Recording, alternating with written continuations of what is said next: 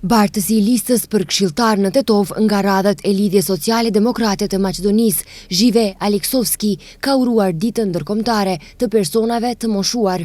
Sipasi Lidhja Sociale Demokrate e Maqedonisë, në vazhdimsi ka krijuar politika dhe kemi treguar kujdes të veçantë për pensionistët dhe personat e moshuar. Ai tha se në një kohë krize ekonomike në mbar botën për 3 muaj është siguruar mbështetje për këtë kategori në një kohë zgjatje prej 3 muajve. LSDM-ja ka treguar se për kujdesin ndaj personave të moshuar është prioritet, edhe atë përmes metodologjisë së re të pensioneve, siguruam zgjidhje sistematike për rritje të vazhdueshme të pensioneve për një jetë dinjitoze të pensionistëve.